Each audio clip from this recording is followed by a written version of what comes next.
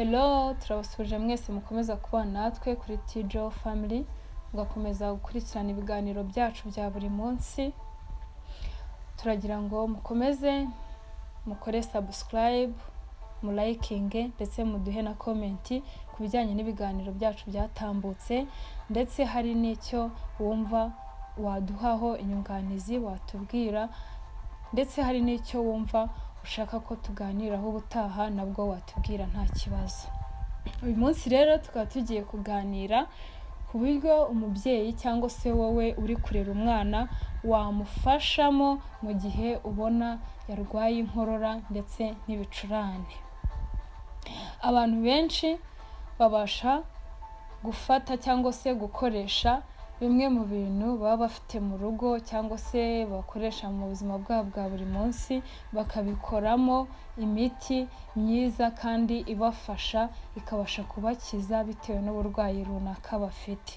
Uyu munsi rero natwe tugiye kwifashisha bimwe mu bintu tuba dufite mu buzima bwacu bwa buri munsi, dukoresha buri munsi, tubashe kubikoresha kugira ngo bibashe gufasha abana bacu babashe gukira inkorora ndetse n'ibicurane. Kimwe mu bintu bya mbere ugomba gukoresha ni ubuki ndetse n'indimu. Ubuki n'indimu bivura inkorora kuko indimu ikungahaye kuri vitamine C, naho ubuki bwifitemo umwimerere wa antibiyotike. Ibyo byose rero iyo ubashe kubikoresha uku nguku tugiye kubikubwira, ubasha gukora umuti mwiza kandi ubasha kuvura umwana inkorora ndetse n'ibicurane. Ikintu cya mbere ukora, ufata indimu ukayikamura, indimu imwe ukayikamura, ugafata umutobe wayo ukawushyira ku ruhande, ukawushyira mu kantu kameze neza gafite isuku. Warangiza ugapima ubuki bungana n'ikiyiko kimwe, warangiza ukavanga muri wa mutobe w'indimu watunganyije, ukavanga neza, ugafata akantu ukabiyungurura ku buryo biba bifite isuku bimeze neza. Wamara kubiyungurura ugaha umwana byibuza ikiyiko kimwe, kandi uyu muti ugomba kuwuha umwana byibuza inshuro 3 ku munsi. Icyitonderwa, uyu muti ntabwo ugomba kuwuha umwana utaragira amezi 6. Umwana utaratangira kurya ntabwo ugomba kumuha uyu muti. Ugomba kuwuha umwana watangiye kurya, usobanukiwe cyangwa se umaze kumenyera kurya, umajije kumenyera gufata amafunguro. Ikindi kintu cya kabiri ugomba gukoresha mu gihe udafite indimu ariko ufite ubuki, ugomba gukoresha cyangwa se wakoresha ubuki n'umuneke. Uburyo wakoreshamo ubuki n'umuneke ni ubu ngubu: ufata umuneke ukawuhanagura neza, ukawukorera isuku, warangiza ukawutonora, wamara kuwutonora ukawukatira ku gasahani, ugakata uduce duto duto. Wamara kubikora ugafata amazi watetse, amazi ameze neza, amazi afite isuku, ugafata ayo mazi agishyushye ukayavanga muri wa muneke wateguye. Byibuza nimba wakoresheje umuneke umwe ugomba gukoresha mililitiro 200.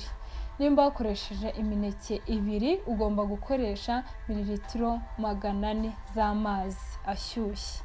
Warangiza ukabivanga neza, wamara kubivanga ukabishyira ahantu ukabinombanomba, cyangwa se ukabinomba kandi ku buryo biri bunombeke neza, cyangwa ubaye ufite blender wabiblendinga ukabisya neza. Wamara kubisya ugasuka rwa ruvange cyangwa se bya bintu umaze kublendinga, wa muneke na ya mazi wa blendinze neza, bimeze neza, byamaze kuba uruvange rumeze nk'urw'igikoma, ukabisuka ahantu heza hameze neza, bikabanza bigahora.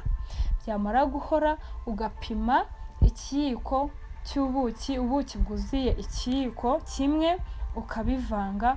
Wamara kuvanga, hanyuma ukavanga neza, ugahereza umwana byamajije guhora neza. umwana arakira inkorora n'ibicurane mu minsi mike cyane, umwana aba ameze neza.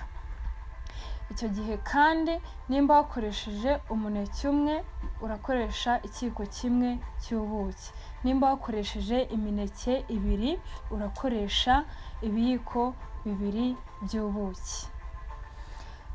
Ikindi kintu cya gatatu ugomba gukoresha mu gihe ubona umwana yarwaye inkorora ndetse n'ibicurane, ugomba gukoresha umufa ushyushye w'inkoko cyangwa se isosi ishyushye y'ifi. Nk'uko mubizi, ifi cyangwa se inkoko bikungahaye ku butare bwa fer na zinc. Ubwo butare bwifitemo ubushobozi bwo guhangana n'inkorora ndetse n'ibicurane, haba ku bana ndetse no ku bantu bakuru. Rero nko ku bana biba ari byiza cyane kumuhereza uyu mufa ushyushye umeze neza, kuko biramworohereza, bwa butare buragenda cyangwa se za ntungamubiri ziragenda zigahangana n'ubwo burwayi n'izo bagiteri cyangwa se virusi zatatse umwana, umwana akongera akamera neza, umwana akongera akishima, umwana akongera ukabona yizihiwe ameze neza nk'abandi.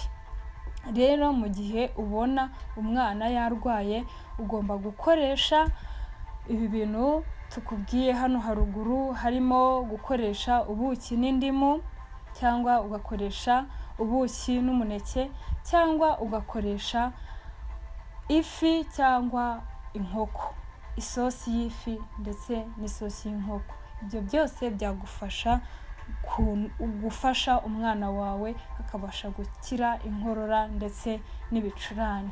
Gusa ariko mu gihe ubona wowe mubyeyi cyangwa se urera uyu mwana, mu gihe ubona ibindi bimenyetso bitandukanye bitari gukorora gusa cyangwa se ibyo bicurane, ugomba kwihutira kujya kwa muganga. Ugomba kwihutira kujya kwa muganga. Hari igihe usanga umwana afite umuriro mwinshi ukabije ku buryo ushobora gusanga harimo n'ubundi burwayi. Rero mu gihe ubona atari ibyo ngibyo gusa, ukabona afite ibindi bimenyetso bikabije, araruka, aradiyara, ugomba kwihutira kujya kwa muganga, kuko ibyo ngibyo byo biba bihambaye. Mukomeze mumererwe neza rero, mukomeze mugire ubuzima bwiza, mwakoze kubana natwe muri iki kiganiro. Ikiganiro byacu nakagaruka, murakoze, mukomeze mukande like ndetse musharinge, mukore na subscribe kugira ngo mukomeze mubone ibiganiro byacu.